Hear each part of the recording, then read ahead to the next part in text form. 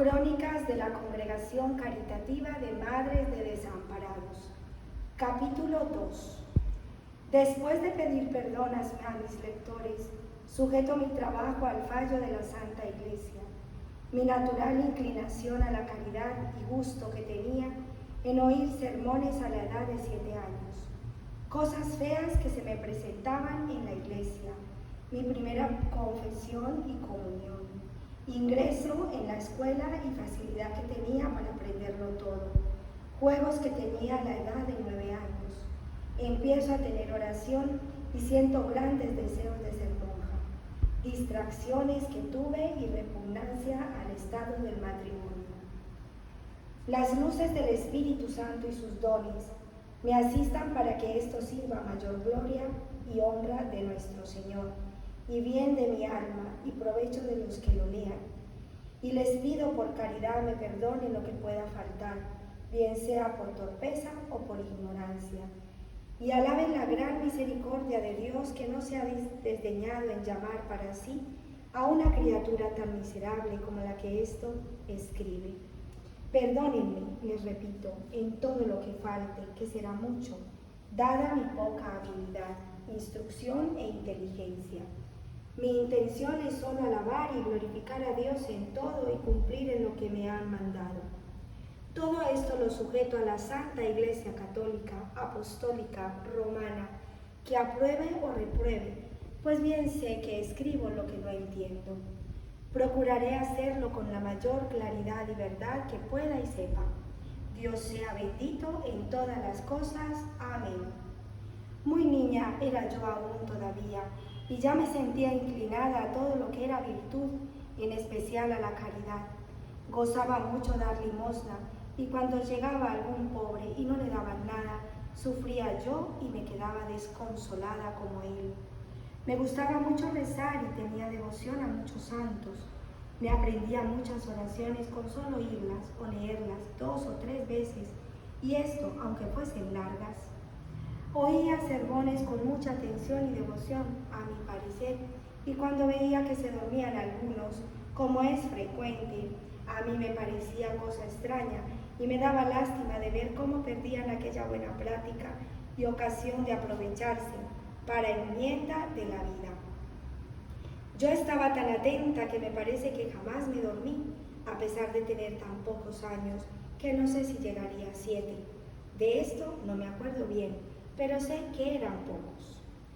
Me hacía tanta impresión los sermones que todo me parecía que era para mí, y que el Padre me conocía y lo decía y aplicaba a mí. Así salía yo de la iglesia, que no tenía ganas de jugar, como era natural en aquella edad, ni de nada, sino en pensar lo que había oído. Rezaba mucho y cuando me mandaban a alguna parte, siempre iba rezando por la calle, pero de manera que nadie lo pudiera advertir, porque esto ya desde niña lo tuve. Que no me gustaba me tuviesen por buena, porque en realidad no lo era. Recuerdo también las tentaciones que el demonio me sugería, en particular en la iglesia o mirando algún cuadro o efigie de nuestro Señor. No quiero acordarme de las cosas tan feas y tan impuras que se me representaban, y por más que cerrase los ojos no me valía, pues las había de ver. Aquí era mi pena, aquí mi remordimiento, escrúpulo y tristeza, y no sé cuánta cosa que se apoderaba de mí, creyendo que estaba condenada. Yo me hacía mucha fuerza para no ver aquello, pero como he dicho, nada me valía, y así era un tormento los más grandes que he pasado. Por otra parte, yo no lo decía a nadie, ni a mis hermanas, ni a mi abuela, que hacía de madre, pues a mi madre de 3 años la perdí, ni caía en consultarlo con nadie, ni aún siquiera sabía yo ni entendía que aquello fuese tentación. Ahora es cuando lo entiendo y veo, pero sí que sufrí muchísimo. Tendría yo 8 años a mi parecer, que esto no lo recuerdo bien, pero creo que no eran más, y mi abuela me llevó a confesar. Yo iba muerta de miedo por ser la primera vez. Me causaba mucho temor y me imponía mucho. Fui casi sin preparación porque aunque mi abuela era muy buena y frecuentaba a menudo los santos sacramentos, con todo, como en general no había costumbre de preparar la criatura para la primera comunión, ni maestras, ni sacerdotes que se dedicasen a esto, que es bastante doloroso, pues de esto depende todo, o casi todo, el bien espiritual que ha de resultar después en mayor edad, como por experiencia sabemos. Pues aún de esta dicha y beneficio carecí, pero en fin, Dios nuestro Señor tan bondadoso y misericordioso lo suplió todo. Hice mi confesión, me parece que con la mayor claridad que supe, porque aunque le temía mucho a confesar con todo, no recuerdo haber dejado ningún pecado por miedo ni vergüenza, por la misericordia de Dios, que yo bien capaz que habría sido de hacerlo, si nuestro Señor no me hubiese tenido de su bendita mano. Como era tan pequeña y era la primera vez que confesaba, yo no esperaba comulgar, pero el confesor me dijo que fuera a comulgar y creo que él mismo me dio la Sagrada Comunión. ¡Qué contenta estaba yo! ¡Qué propósitos hice! ¡Con qué gusto rezaba y qué tranquila estaba mi alma! Después de mi confesión y comunión, me pusieron con una maestra que era piadosa y de buenas costumbres, y nos inclinaba a rezar y a tener devoción a algunos santos. Así es que con buen ejemplo me estimulaba a todo lo bueno, me aplicaba mucho a todo lo que era ella, la maestra, quería enseñarme, y tanto ella como mis condiscípulas se admiraban de lo pronto y con la facilidad que lo aprendía todo. Pero estuve poco tiempo, no sé por qué causa, y así poco pude aprender. Esto lo digo para que se vea lo que nuestro Señor me ayudaba en todo y lo mal que yo me aprovechaba siempre. En este tiempo, que ya tenía de 9 a 11 años, todos mis juegos con las amiguitas que tenía era de hacer altares y cantar a la Virgen, de vestir a las demás niñas de ángeles o cosas por el estilo. Tenía yo en mi casa siempre un altarcito a la Santísima Virgen y todos los días me iba a rezar cuando nadie me pudiese ver. Y me ponía de rodillas y sin yo saberlo tenía oración, porque me pasaban unas cosas que ahora las comprendo. Cuando sentía que alguien subía la escalera, me levantaba del sitio donde estaba rezando y me asomaba a la ventana para que me viesen distraída y no rezando. Esto debía ser por vergüenza y poca humildad, porque aunque ellos, mi familia, no tenían mucha costumbre de rezar, no me lo prohibían tampoco.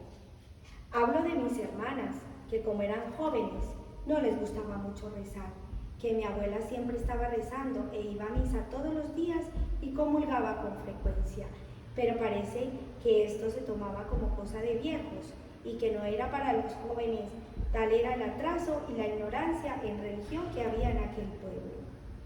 Mi padre tenía la buena costumbre de rezar el Santo Rosario todos los días con sus hijos, y tanto que aunque llegase muy de noche por alguna ocupación que tuviese, lo habíamos de esperar todos levantados para rezar, pues él siempre llevaba el rezo. También se rezaba en la comida la acción de gracias, al concluir, y le besábamos la mano. La noche que nos salía nos leía vidas de santos, y con aquello me aficioné yo tanto a leer que ya deseaba estar ratos solas para leer. Me encerraba cuando podía y todo el tiempo, que no me podían echar de menos, porque esto de que me viese devota siempre lo oculté, que esto ha sido otro defecto grande que he tenido, porque si no me prohibían esto, ¿por qué le ocultaba? Siempre la misma. Recuerdo que los días de fiesta casi siempre me ocultaba y me encerraba en un cuarto, y mientras mis hermanas se divertían en otras cosas propias de su edad, porque ellas eran más mayores que yo, y así estaban en sus cosas, yo, como digo, me iba a una habitación a leer, y cuando me llamaban y preguntaban que qué hacía, me hacía la distraída en la ventana. A mi parecer todo era huyendo que me dijesen beata, que no era todo virtud, sino lo contrario. Cuando me encerraba a leer siempre eran vidas de santos, y aquella lectura me encendía tanto que sin haberlo visto nunca había visto un convento ni monjas, porque en mi pueblo no lo había. Yo no pensaba más que en ser monja y cómo me podría escapar a donde me admitiesen de monja. Pero a nadie hablaba yo de esto, y me consumía en estos deseos y recuerdo que bastante me mortificaba viendo lo imposible de realizarlo, pues ni aún siquiera tenía quien me hablase de esto. Así estuve tan beatica hasta los 14 años que me distraje mucho. Vergüenza me da, pero lo diré para humillación mía y honra y gloria de nuestro Señor. Tendría yo 14 años o quizás menos, cuando ya se despertó en mí el deseo de galas y componerme para llamar la atención de los que me veían y trataban. Frecuentaba mi casa una persona que tenía íntima amistad con mi padre y hermanos, y aunque tenía más edad que yo, empecé a cobrarle mucho amor, y aunque era lícito, ya era demasiado y con extremo. Él también me lo tenía mucho, pero yo le sabía disimular que nadie me lo conocía, y como era tan joven y él de más edad, nadie caía en tal cosa. Así estuvimos un poco de tiempo hasta que él se declaró. Todos los de casa eran gustosísimos en aquellas relaciones porque era persona honrada, de carrera y buena posición. Con este motivo me distraje de tal manera que ya no pensaba en otra cosa más que en adornarme lo que podía, aunque nunca usé cosas que pudiesen escandalizar ni dar mal ejemplo. Pero bastante daba con estar tan distraída. Ya apenas rezaba, y si lo hacía era por ruinas y sin devoción alguna. Mi padre no consentía nunca que nos quedásemos sin oír misa los días de precepto, que los demás no íbamos. Pero ¿cómo iba yo en aquel tiempo a misa? No quiero pensarlo, Dios mío, solo por lucir un vestido o una gala. ¿Qué misa oiría yo entonces? ¿Ni a qué iba la iglesia? Solo a ofenderos, Dios mío. Así estuve hasta los 18, 19 años. Creo que eran cuando ya se dispusieron las cosas para casarme. Cuando me lo participaron, a pesar de estar loca de amor con aquel hombre, esto sí que no me lo explico. Sentí un aborrecimiento hacia él y una repugnancia a tal estado, que no hacía más que llorar y con una pena tan grande que me tenía bastante triste. ¿Por qué sentía yo esto? No le quería tanto.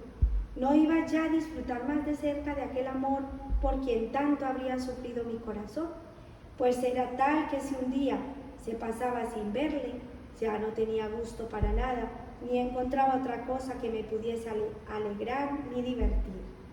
¿Por qué entonces sentía yo esta pena y repugnancia? ¿Era porque deseaba otra cosa?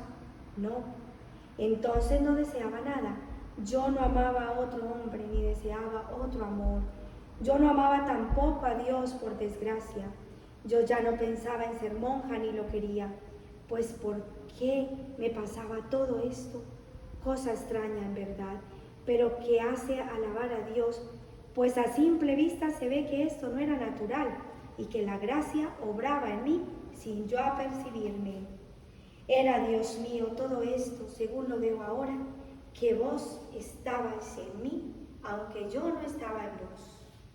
El pensamiento que yo abrigaba entonces era de proponerle a él que yo daría mi consentimiento a desposarme, siempre que me prometiera vivir como dos hermanos con perpetua castidad. Tal amor y deseo ponía ya, Dios mío, mi corazón a la santa castidad, sin darme yo cuenta de ello, ni haberlo visto este ejemplo en ninguna persona que yo conociese. Esto siempre que lo recuerdo me hace meditar y alabar a Dios. En este tiempo habían unas disensiones en aquel pueblo que se mataban unos a otros. Estaba el pueblo dividido en dos partidos, unos señores condes de Sevilla que tenían allí su mayorazgo. Por aquel tiempo la tomaron en estar allí, pues casi se les pasaba todo el año. Como eran inmensamente ricos y no tenían hijos, ni sus ideas eran muy allá, hicieron mucho daño. Tomaron la cosa por suya y los contrarios caciques del pueblo se pusieron en guerra con ellos y se formaron dos partidos. Aquí fueron las penas, sufrimientos y ruinas de las familias. Los míos eran del partido del conde. Cuando subían, unos prendían a los contrarios y viceversa, y esto sin más causa que porque eran del partido contrario. En fin, bien se despachó el demonio. Esto no va sin propósito, pues quiero decir que esta persona de quien hablaba y con quien yo había de contraer matrimonio Era también del mismo partido de los míos o de los condes, y en aquellos mismos días que se arreglaban las cosas para el casamiento, y yo a nadie decía lo que pasaba por mí. Sin duda, providentemente tuvo él un disgusto, pero grave con los condes, y se pasó al partido contrario. Con este motivo la condesa, que era de la que peleaba más, pues era peor que un hombre, se empeñó con mi padre para que no se efectuase el casamiento, porque ella vio que no se podía vengar con otra cosa que él que más sintiera, pues sabía lo mucho que me quería, porque se lo había dicho a ella en las confianzas que habían tenido. Y como todos los del partido estaban por complacer a aquellos señores, mi padre, que era de los más entusiastas, le prometió a la condesa que él haría que se concluyese todo. Como ya Dios nuestro Señor lo había puesto en mi corazón, digo aquel aborrecimiento, poco tuvo mi padre que sufrir con esto, que bien debió llamarle la atención. Pues bien, me llamaba, y como él va a pedir una cosa grande y no sabe si la obtendrá, me dice: hija, yo quiero que tú dejes esas relaciones y no te acuerdes más de ese hombre. ¿Lo harás?, me dijo. Yo le contesté muy serena, como si nada me hubiese extrañado: sí, señor, lo haré. Me repite: ¿es verdad eso? Contestó: sí, señor, le doy palabra. ¿Quién había de creer tal cosa? Mi familia y los extraños, como no sabían lo que pasaba en mi interior, no se lo creían y pensaban que los extrañaba, los engañaba, y en esto tuvo algo que sufrir. No diré lo que tuve que luchar con él, porque esto no hace al caso. Lo que he dicho sobre este particular es solo que alaben a Dios los que esto lean, pues verán que aunque no estaba en Dios, Él estaba ya en mí, y casi contra mi voluntad se había de cumplir la suya. Sea bendito por tanta misericordia como ha usado con esta indigna criatura, y haga que me aproveche de tantos beneficios como me ha dispensado sin merecerlo.